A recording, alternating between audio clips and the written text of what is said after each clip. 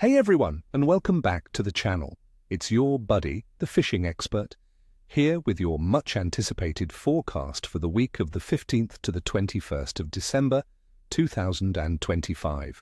Friends, this is not just any week. The data I've pulled for New Zealand suggests we're in for a real roller coaster of conditions. We're looking at a classic pre-holiday setup, where a calm beginning gives way to a turbulent weekend. You might be wondering, does that mean the fishing is a write-off? Absolutely not. In fact, that change is exactly what can trigger some of the most aggressive feeding frenzies of the entire summer. This week is all about timing, and if you play your cards right, you could be hooking into some absolute monsters. So stick with me, because I'm going to break down exactly where to go, what to use, and how to read these conditions to your advantage. First up, let's talk about our prime targets this week. The summer patterns are well and truly kicking in, and for the North Island, that means two magnificent saltwater species are at the top of our list, the mighty snapper and the brutal kingfish.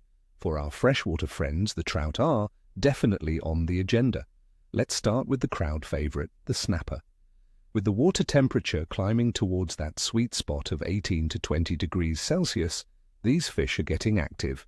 Early in the week, with the stable weather, I'd be focusing on the shallower waters. Think depths of 5 to 15 meters. Look for structures like rocky coastliners, kelp beds, and shellfish beds around areas like the Hauraki Gulf Islands. The fish will be moving into these zones to feed. My advice is to use big soft baits around 7 inches in natural colors. A slow drift while casting into the wash around the rocks could produce some spectacular results. For bait fishers, a lightly weighted stray line rig with fresh pilchards or squid is the way to go. Create a burley trail to draw them in, but don't overdo it. Next, the yellowtail kingfish. Friends, December is prime time. These torpedoes are chasing baitfish schools, and they are hungry. Your best bet is to look for surface activity. Birds diving are a dead giveaway. They love reefs, underwater pinnacles, and channel markers. Early in the week, topwater lures like stickbaits and poppers cast around this structure during the change of light could trigger some explosive surface strikes. As the wind and chop pick up towards the weekend, switch to mechanical jigging in deeper water, say 30 to 50 meters. Live baits, especially mackerel, slow-trolled around prominent headlands, are also a fantastic method for bagging a trophy kingy. For those of you heading to the freshwater, let's talk trout. The rivers around the central North Island are in great shape. The key right now is to imitate the natural insect life. Early summer means plenty of cicadas and other terrestrials are starting to get active. Fishing bushy dry flies that mimic these big insects along foam lines and near overgrown banks can be incredibly effective, especially on warmer, calmer days. In the mornings and evenings, when the light is low, nymphing through deeper pools and runs with small pheasant tail or hares, ear patterns will be your most consistent method for both rainbow and brown trout. Remember to use a long, fine leader to avoid spooking these wary fish. Now let's get into the why. Why will the fish behave this way? It all comes down to the conditions I've analyzed for the week.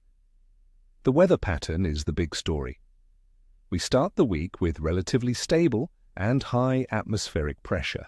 This generally makes for consistent, if sometimes challenging, fishing, but watch what happens from Friday onwards.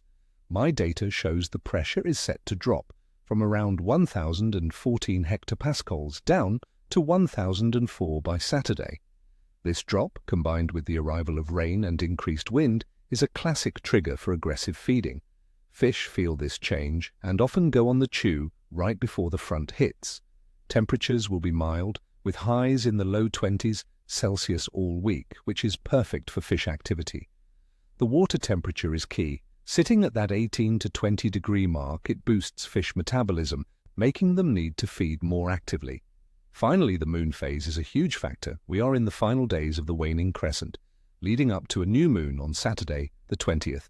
The days immediately surrounding a new moon often correlate with stronger tidal flows and major feeding periods. The combination of a pressure drop and a new moon on the weekend is incredibly exciting. So let's put it all together in your day-by-day game plan. On Monday, the 15th of December, I'm calling the bite good. It's a stable day with mainly fine weather and a high of around 24 degrees. This is a great day for prospecting those shallow snapper spots or trying some topwater for kingfish at dawn. Tuesday, the 16th of December, will also be good.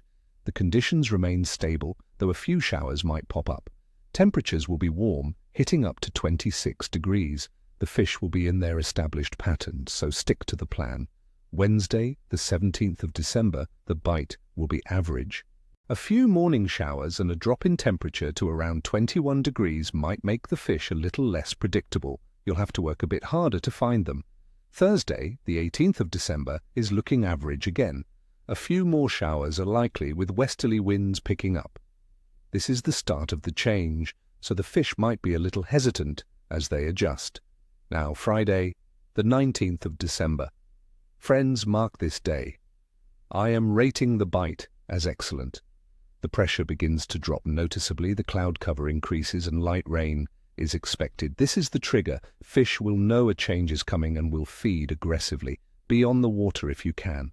Saturday, the 20th of December, is the peak. The bite will be excellent.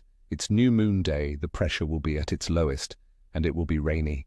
It might not be the most comfortable day to be out, but it's your absolute best chance for a fish of a lifetime. The bite could be red hot. Sunday, the 21st of December, rating as good. The storm will have passed, and the pressure will start to rise. The fishing will still be solid as the fish continue to feed in the stirred-up water, but it likely won't have the same intensity as the 2 days prior. So there you have it, my friends. That's the battle plan. This week is a story of two halves, but that turbulent weekend, especially Friday and Saturday, is shaping up to be truly special. I want to wish you all the very best of luck on the water. Get out there, be safe, and get those lines tight. As always, don't forget to hit that like button, subscribe to the channel if you haven't already, and ring that notification bell so you never miss a forecast. Now get into those comments and let me know, what are your fishing plans for this week? Have you been seeing similar patterns? Share your own observations. Until next time, tight lines, and as we say, ni chwosta, ni cheshui, neither tail nor scales.